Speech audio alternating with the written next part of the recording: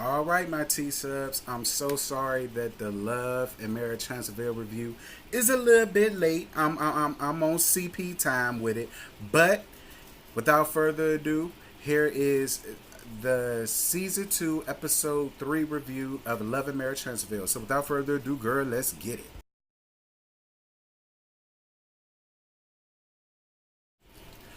All right, YouTube fam, what's going on, y'all? Listen, I know I'm late as hell for the Love and Marriage Huntsville. Girl, we had a nasty barbecue around here this weekend, and I was just way too busy cleaning up, straightening up the house, and making sure everything was good and copacetic. So now that the week is here, the new week is here, I figure I'll go on ahead and hit y'all up with the Love and Marriage Huntsville season 2, episode 3. Uh, don't call it a comeback. So let's just jump right on into it. Make sure y'all like, comment, share, and most importantly, subscribe. Keep the subscriptions coming. And if you really, really, really love my channel, girl, please watch them ads. Girl, Kimmy and Maurice talk about what they want to do with the comeback group. That's pretty much all there was to that conversation.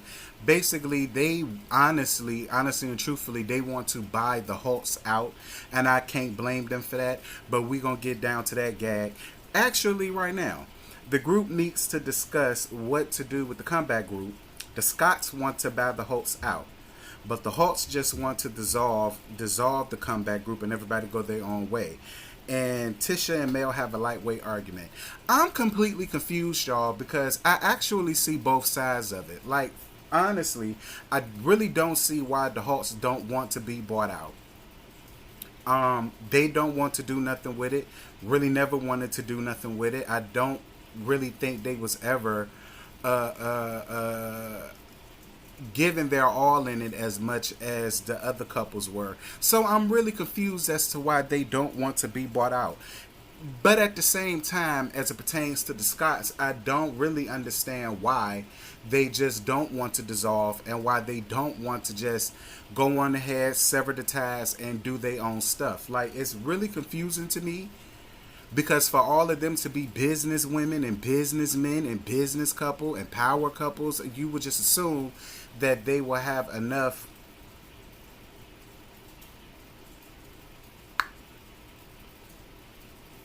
what's the word I'm looking for, tact, I guess, to do things and settle things the right way. So you don't have to have all of this negative drama and confusion, especially because y'all been a circle of friends for so long. You know, it's kind of sad when you can't.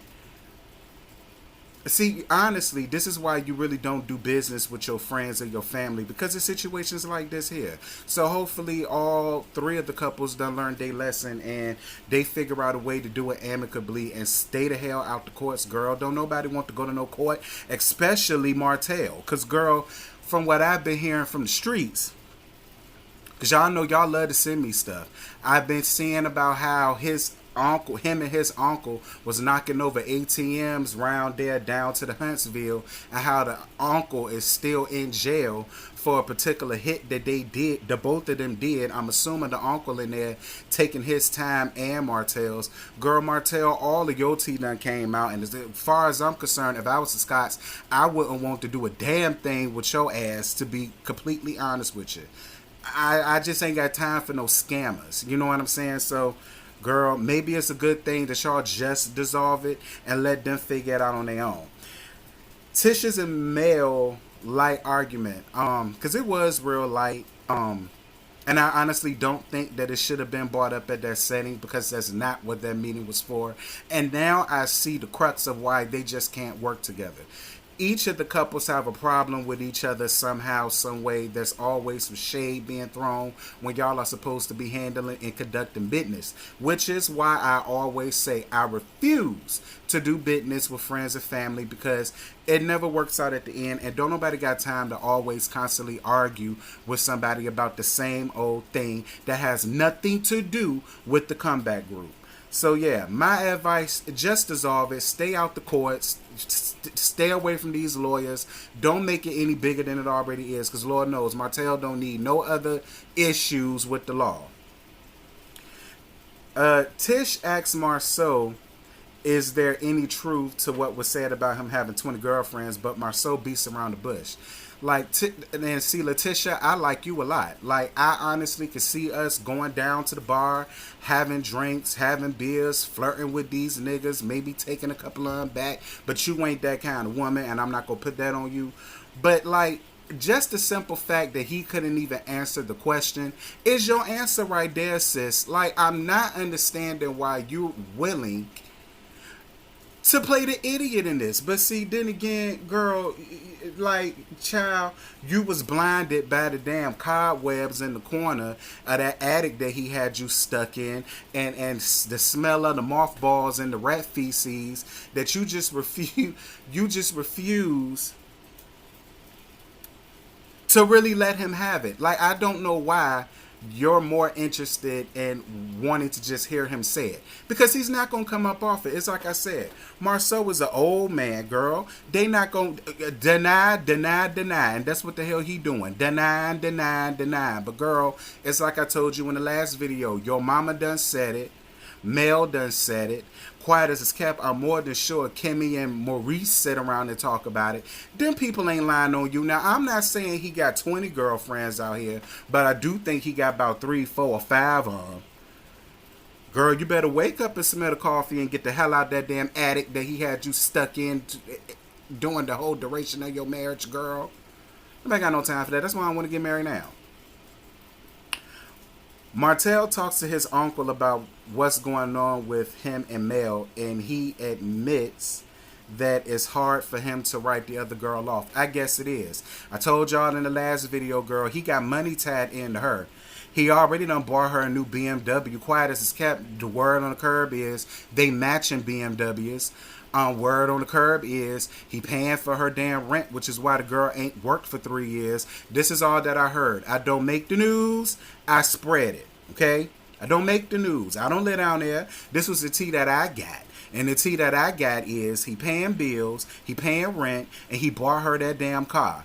So I guess it is hard for him to just write her off. Like, he invested in her. He got money into her.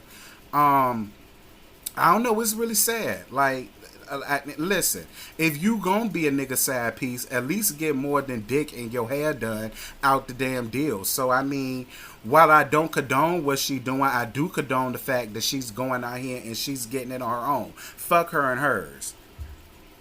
And Mel, it's really hard for me to feel too bad for you, because the same thing that is being done to you with this girl, it's the same thing that you did with him in his previous relationship. And I always tell y'all, karma don't always come back the way you give it. It comes back 10 times worse. And then you got the nerve to sit here and be pregnant by this nigga again after all of this bukkake you around here talking about you done with him and this, that, and the third. Girl, bye. Moving right along. Tasha tells her mom about what's going on with the rumors with Marceau, and her mom tells her she needs to check her husband. And I told you that in the last video, Tasha. Your mama look like she got some sense with her. She know what the hell she talking about. There's no way in hell I could be married to a man that never wants me to leave out the house, that never wants me to work, that never wants me to have my own money. You understand what I'm saying? Like, I can't do that. And the fact that you have daughters, you really need to check that shit, girl. But I like you, Tasha. I'm not going to give you much. I just want you to check it. And stop being dumb. Stop being gullible. Quit being the dumb white girl out the group. Girl, you too young for that. And you too pretty for that. I mean, Marceau, he alright for an older man, but you really could do better. Mel has a speaking engagement at the Boys and Girls Club, and they're going together as a family. I get it, because, you know, they love to put up this facade that they're just a real happy couple, and that she's perfect, and that he's perfect, and, you know, they raising up the perfect children, and the whole household, and this, that, and this. But Mel, to be completely honest with you, you really need to come up off it, and you really just need to be well. I mean, I guess you being on this show is you coming out with the honesty, but, child, I ain't even going to speak on that. But I will say this, though. If you're going to play like your marriage is all good and okay, talk to the damn man. Don't sit there and act real cold to him, act real childish with him, this, that, and this. Like, if you gonna play it up, girl, play it up. Because we all know you ain't going nowhere, Miss Girl. You 15 months pregnant. Where is you going? Nowhere. Moving right on along.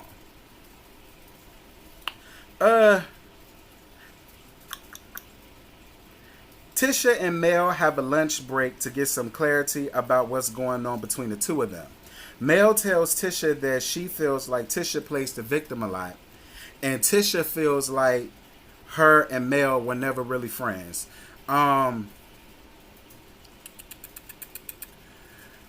Because see, I was gonna get in Mel's ass, but I really can't. Because Tasha, she does have a point. It's like, if I already know you're not going to believe me or believe the words that are coming out of my mouth about you and your husband and your marriage, why would I sit up and try to tell you about the other different concubines that him and my husband got going on? I get, because I have friends like that. I have friends that always sweat up and down. They want the truth. Tell me the truth. Let me know the deal. And when you do it, it's always some bull crap that comes with, see, I'm saying bull crap because I'm getting monetized now. I don't want YouTube to take my coins, so I'm learning how to not to cuss so much. So that's why it's a little bit censored. But like I'm with Mel. Like I can't sit here, put myself on the front line for you when I already know the only thing that you're gonna do is write it off. But at the same time, Mel, I don't. Maybe you see something in Letitia because all of y'all was friends before the cameras got into the mix. Maybe she does walk around here playing victim to situations that she created. But so far as we've seen, the only thing I know her to be is naive. I mean, I can't sit here and say definitively that, yeah, Mel, you got a point. She sit around and play victim to some stuff. I just don't see it. Maybe it's something that y'all know about. Maybe it's going to come out later on as the episodes progress and as the season progresses. But I just don't see it that way, Mel. I really got upset at that sit down because I was really hoping for the two of y'all to just be women and sit down and be able to talk as women. And it kind of disappointed me how light shade started being thrown when it didn't need to be thrown. Then you sitting there telling this woman, you don't know what your husband out here doing, why he be pulling up to bars and this, that, and this. And Mel, now that I'm sitting here talking about it, it does make you look a little fucked up. That you're sitting on you're hoarding all of these teas. And now you want to blast her with it now that she done made you upset. I mean, it does kind of make you look childish, immature, kitty in the damn mind. But girl, child, much like how she was blinded being stuck up in the attic like Anne Frank for the duration of her relationship, her engagement, and her marriage, to let me tell it, you was too, girl. So, I mean, the two of y'all may as well be friends because, in my opinion, both of y'all naive as hell. Maybe that's why y'all butting heads. I don't know, but girl, that's really all I got for this damn episode. I really ain't got no more. It just sucks because I honestly really wanted everybody to be friends and everybody to be good, but you got Mel and Tasha going through stuff. Then you got Marceau. And see, you know what? Let me talk about that right quick. I really can't even get mad at Martel for the tea that he's spilling, because I get it. How can you sit up amongst everybody else, amongst the collective, y'all talking about our situations, laughing about it, adding in y'all little pieces to it, when I know your tea?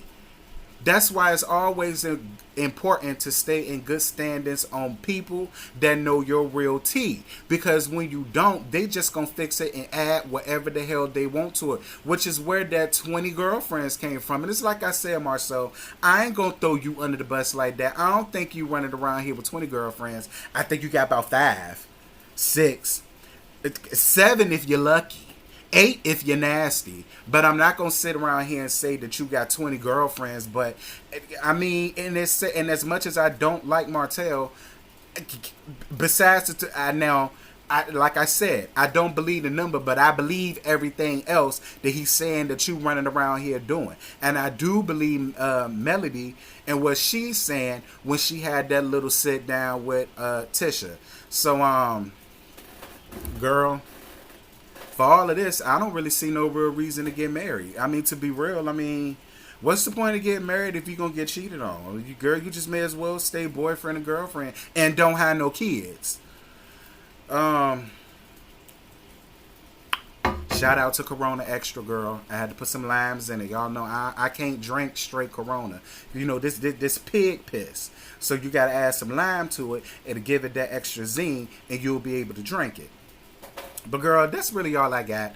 I ain't got no more to gig it. The episode, it wasn't too bad.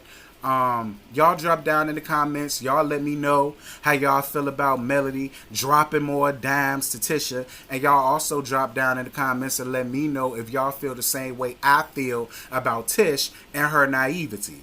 I am going to watch Basketball Wives tonight. I know that's the reality show most of y'all are waiting for. It may be premiered tomorrow. I'm really not sure just yet. But if you keep up with my channel, you'll know when it comes up. And again, like, comment, share, and most importantly, subscribe. Most importantly, if you really rock with my channel, you love this channel, you want more from me, please make sure you watch them ads, girl. Watch them ads. And I'm about to get off of here, enjoy the rest of my beer, mess around with Phoebe for a little bit. But I'm going to holler at y'all later, girl. Bye.